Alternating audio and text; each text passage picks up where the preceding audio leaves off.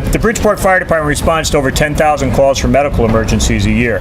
The firefighters are equipped with defibrillators, all sorts of medical equipment, but key to recent events is they're also equipped with Narcan, the drug that counteracts opium overdoses. So in recent events in New Haven of massive amounts of overdoses due to the K2 synthetic marijuana being laced with other ingredients including fentanyl. Fentanyl in even small doses can be fatal. So Bridgeport Fire Department, every piece of fire apparatus carries multiple doses of Narcan. The fentanyl can actually be fatal to first responders. So we actually carry Narcan on the apparatus for the firefighters in case they're accidentally exposed. That was something that we've done. If that horrible type of event that happened in New Haven were to happen in Bridgeport, the Bridgeport Fire Department, we work very closely with Bill Scheedinger and AMR and Chief Perez and the Bridgeport Police Department to be fully prepared to respond to something of that event. We have the equipment, we have the training and the setup through Scott Appleby's office of multi-jurisdictional responses, and we would treat it as a mass casualty incident and respond appropriately.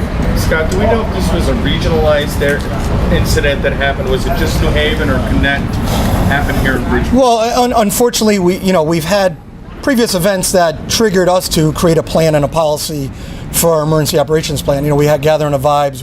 We had other major events where, unfortunately, with the crisis that is within our society nowadays, was drug addiction, and that procedure and that plan, Steve, actually does prompt a lot of actions. It prompts mutual aid not only from our region, mutual aid from our state, but most importantly, if we need federal assistance, it would prompt that federal assistance as well.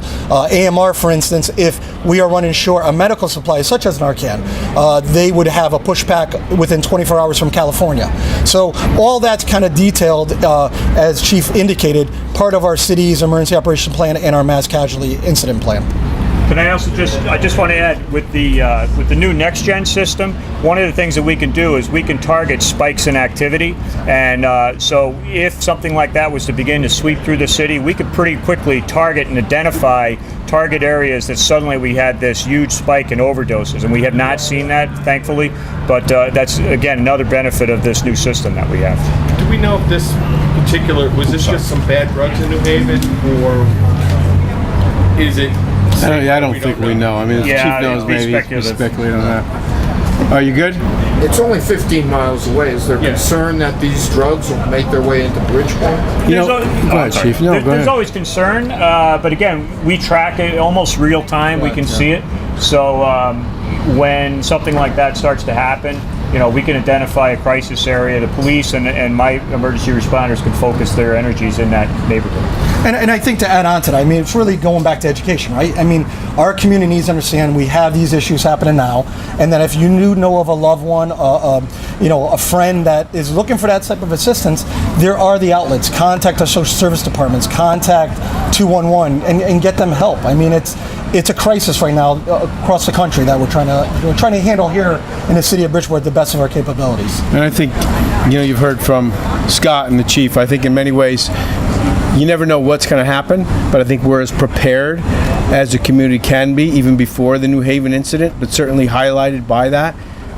Their leadership, I think, goes in many ways. You can't prevent, although I'd like to get a message out to people to think about how this could, if you're someone who could be someone who could be induce something like this, and you think it's nonchalant, think about it twice. This is life-threatening. This is widespread. This is serious. And rather than having to be in a reactive situation in Bridgeport, if you're within the sound of this voice or us, think about it, because there are people, almost 100 or over 100 individuals, as you pointed out, some 15 miles away, who thought they were just going to go through some normal, in their lives, maybe daily activity, that has now become, at the very least, life-threatening and could be life-altering. Regardless of whether we're prepared or not to respond to that, the best thing to do is to think about how to avoid that situation happening to any individual anywhere. And certainly we want that voice to go out from Bridgeport, and anybody can hear us. Okay?